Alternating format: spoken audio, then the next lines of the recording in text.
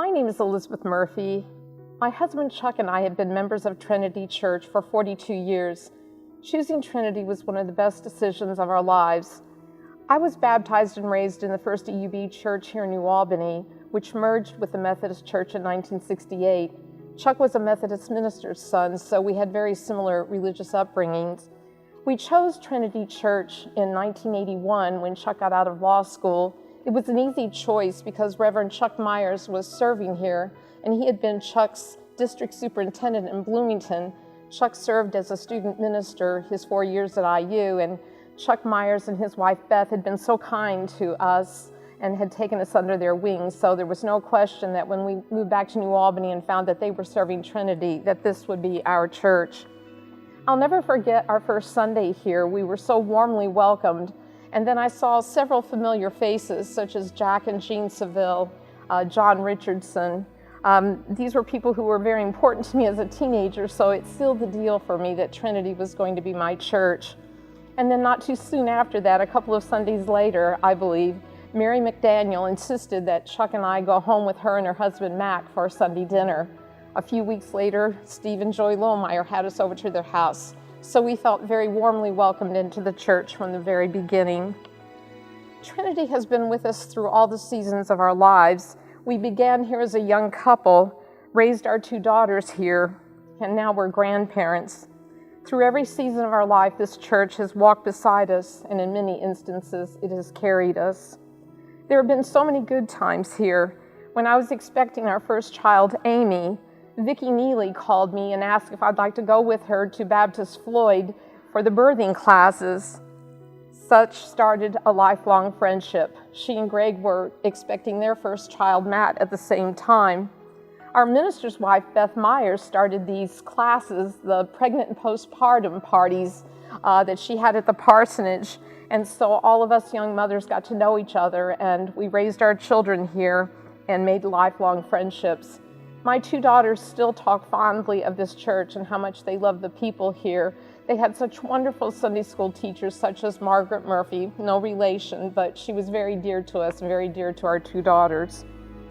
I honestly don't know what people who don't have a church family do when the storms of life come, as they inevitably do. When my beloved father died in February of 2003, funeral visitation hit on the very day that horrible ice storm came through. I was afraid no one was going to be able to make it to the funeral home. I needn't have worried because so many of our Trinity friends made it. And I vividly remember how Beth and Dick Peterson literally slid down the hill in Whippoorwill Heights Drive where they lived to get to their car to come to the funeral home. Our Sunday school class, the Quest class, has our dearest and closest friends.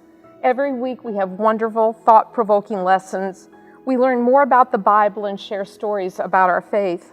We also have fun social gatherings and do service projects.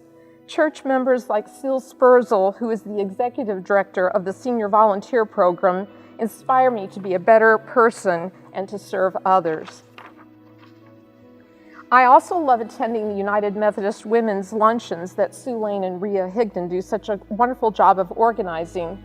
We have fun and fellowship as well as do service projects. I had a blast being part of the cheese ball assembly line that Judy Wall organized for our church bazaar. I've had fun through the years helping with Bible school and other church events and making lifelong friends.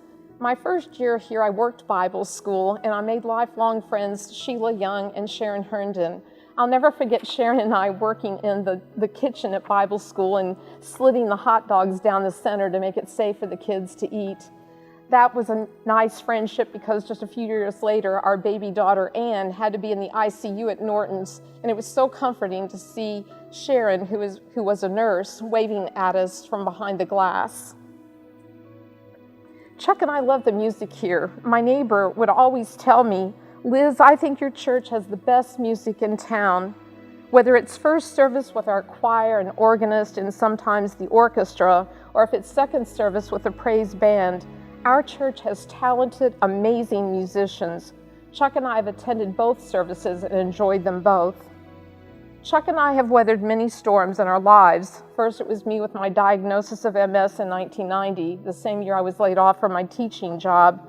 Later, we faced another crisis when Chuck was diagnosed with cancer. During those times, I've often thought of the poem Footprints that I heard Chuck use one time in one of his sermons, about how sometimes when there's only one set of footprints in the sand, it is then that God is carrying you. Our Trinity Church family has helped carry us through some of those dark days. A few years ago, right before one of Chuck's surgeries, our pastor, Chris Nykirk, came and prayed with us. He then sat with me the entire time in the cafeteria. I kept saying, "Chris, you have other places to be." He told me, "Right now, I need to be right here." I'm holding two Bibles. One, a small New Testament that my parents gave me when I was 8. Another, an illustrated Bible that my maternal grandparents gave me on my 12th birthday.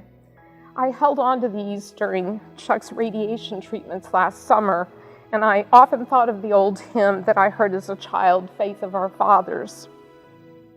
I am thankful for the faith heritage my family gave me, and I'm thankful for Trinity Church, which has been one of the greatest blessings of my life.